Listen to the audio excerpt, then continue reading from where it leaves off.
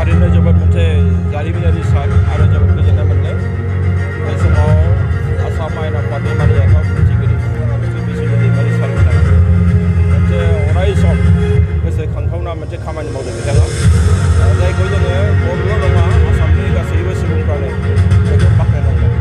दिनै बिथाङा आसाम आयेन आफादनि मोखाङाव बा आयेन आसाम आफादनि सिङाव बिथाङा जोंनि आसामनि बायखोन्दा नेरसोन, बर'फोरनि बायखोन्दा नेरसोन, जोंनि गुबुन गुबुन आहमफोरनि बायखोन्दा नेरसोन बेखौ बिथाङा बहाय गायसननो थाखाय हाबाफारि लादों। आरो बे हाबाफारिया आं बेखायनो बुंदों जे जोबोरैनो मोनसे गोजोनथावना हाबाफारि। बेवहाय दिनै आसामनि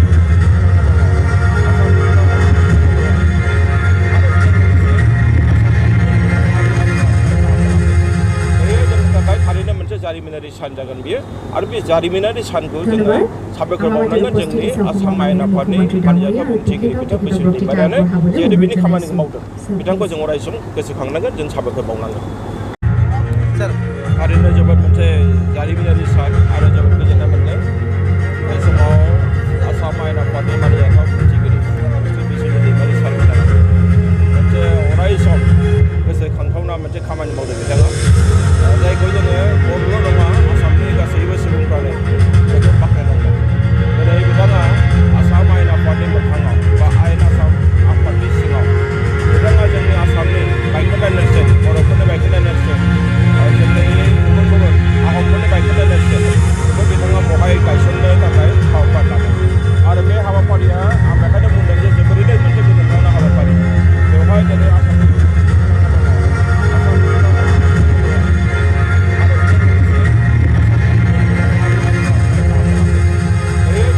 थारैनो मोनसे जारिमिनारि सान जागोन बियो। आरो बे जारिमिनारि सानखौ जोङो साबायखर बावनांगोन जोंनि आसाम आयेन आफादनि मानजाथाव बुंथिगिरि बिथां बिसुलु दैमारियानो जिहेतु बिनि खामानिखौ मावदों, बिथांखौ जों अराय सम गोसोखांनांगोन, जों साबायखर बावनांगोन।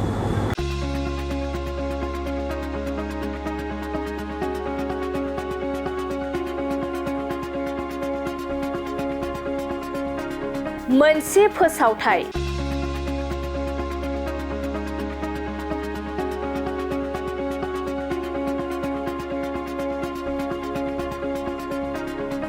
थामथि मैहुर इन्टारनेशनेल थियेटार फेस्टिभेल 2024-25 खुंफुंजागासिनो दं।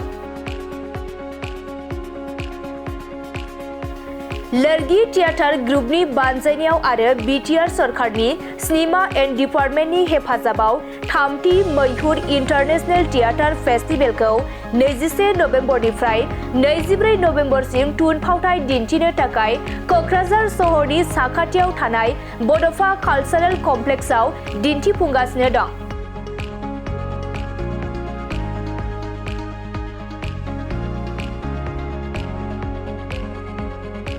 बे होखानाय अक्ट'आव थामथि मैहुर इन्टारनेशनेल थियेटार फेस्टिभेल 2024-25 नि थुनफावथाय दिन्थिफुंनायखौ ओनसोलनि रायजो राजाफोरखौ नायफैनो थाखाय खावलायहरदों लोरगि थियेटार ग्रुपआ।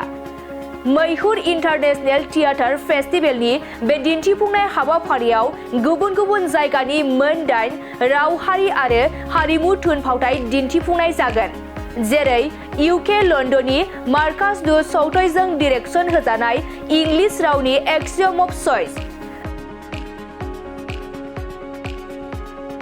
क'क्राझार लोरगि थियेटार ग्रुपनि सन्जीब कुमार ब्रह्म आरो पबित्र मुसाहारिजों डिरेक्सन होजानाय बर' रावनि जावलिया देवान,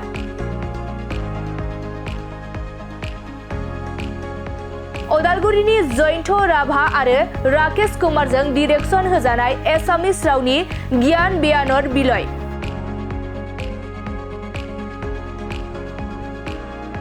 मांगालुरु कर्नाटकानि अरुणलालजों डिरेक्सन होजानाय कानाडा रावनि मेथा, इटालीनि रिकार्ड' रेस्ट'जों डिरेक्सन होजानाय नन भार्बेल रावनि पपकर्न ब्रेक, निउ दिल्लीनि फहाद खानजों डिरेक्सन होजानाय हिन्दी रावनि हाकिम.com, लेटिन आमेरिकानि एफा एंगेलनिजों डिरेक्सन होजानाय नन भार्बेल रावनि सीसा, जरहाटनि रूपजयती महन्तजों डिरेक्सन होजानाय एसामिस रावनि टेंगा मर्टन,